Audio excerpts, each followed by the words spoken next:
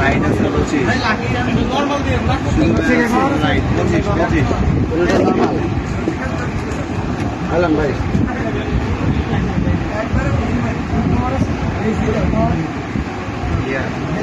সাংবাদিক কোন ডকুমেন্টসের ভিত্তিতে বা কিসের ভিত্তিতে আমাদেরকে দোকান থেকে বের করে দিবে?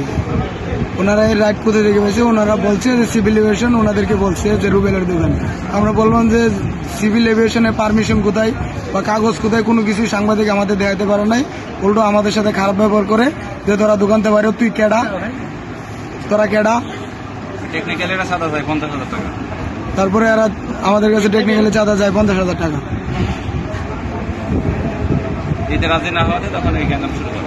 দিতে না হওয়াতে এরা আমাদের সাথে অনেক চড়া হয়ে যায়, অনেক গ্যাঞ্জাম করে, দোকানে বেচা কিনা করতে দেয় না, কাস্টমার সরাইয়া দেয়, দোকানের সামনে অনেক ভিড় জমাচ্ছি। আমাদের 1 ঘন্টা যাবৎ বেচা কিনা করতে দেয় না এই সাংবাদিক।